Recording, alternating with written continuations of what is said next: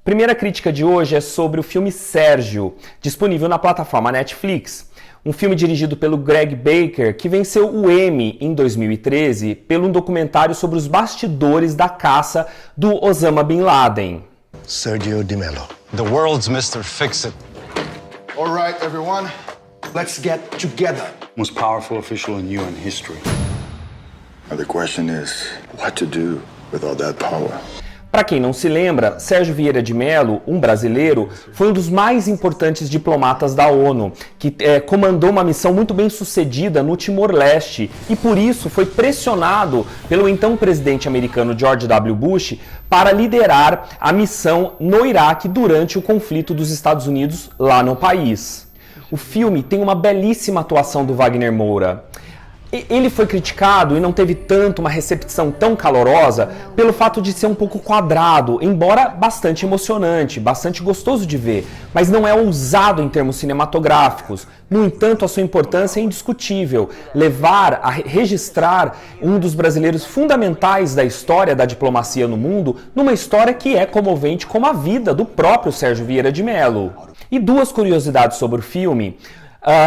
Não sobre o filme, mas também sobre o fato a qual o filme se baseia. A ONU foi muito criticada na época do atentado que matou o diplomata brasileiro, esse é o mote do filme, por não ter insistido a levar ao tribunal os responsáveis pela morte, pelo atentado na sede da ONU em Bagdá. Houve uma crítica muito forte à organização na época. Uma segunda curiosidade é que durante a produção do Sérgio, muitos refugiados sírios participaram como figurantes, além de ex-soldados americanos que participaram da própria guerra do Iraque.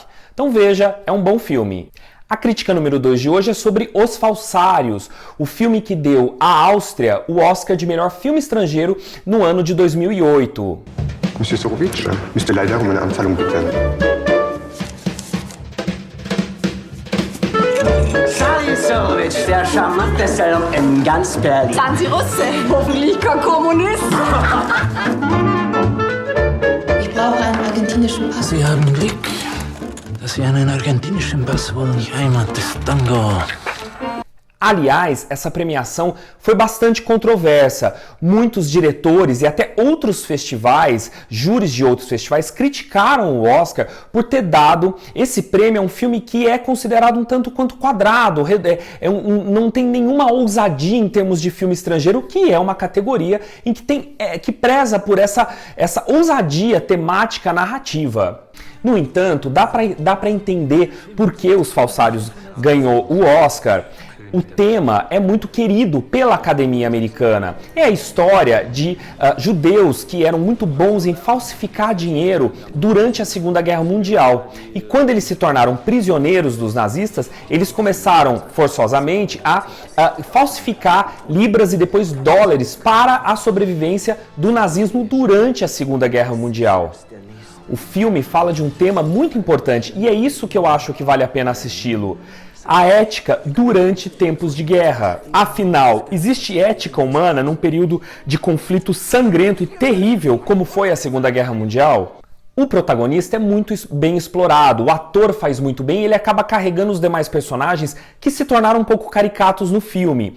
Porém, o ponto positivo de Os Falsários, razão pela qual eu estou trazendo essa dica, é que, para quem gosta da temática de Segunda Guerra Mundial, finalmente um filme que fala de uma maneira diferente, sobre uma ótica, uma angulação diferente sobre o conflito, que é a questão financeira. Então, como sustentar uma grande guerra. Isso vale a pena para ver o filme. E para fechar, um filme leve, gostoso de ver com todo mundo da família, que é Um Lindo Dia na Vizinhança, que é inspirado na história real do apresentador infantil Fred Rogers, americano, uma lenda da televisão americana, e a sua amizade com um jornalista que o entrevistou. Hey, I'm looking for Fred Rogers. In here. It's a beautiful day in this neighborhood, a beautiful day for a neighbor. Would you be mine? Could you be mine?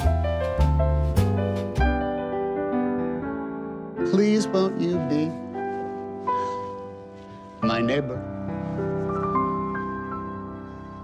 Hello, neighbor.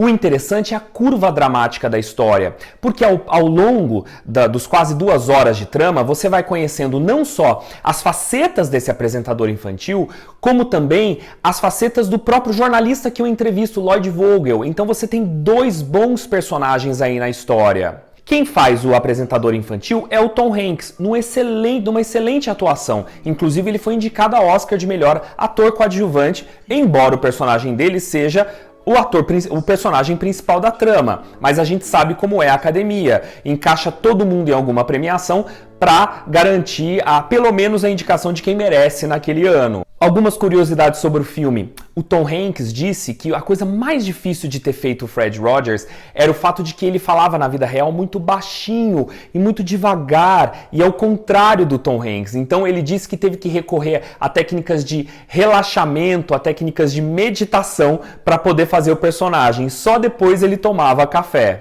Outra curiosidade é que os bonecos usados no filme são réplicas minuciosas dos que eram usados no programa Vila Sésamo em 1969 na televisão americana. Por fim, para quem já é fã de Tom Hanks, vale a pena, porque o personagem, a atuação dele mostra esses trejeitos do apresentador, aquele modo ingênuo, sempre muito otimista e sempre leve, e que é o que torna a obra muito palatável e gostosa de ver com a família inteira. Recomendo. Gostaram? Então até a próxima!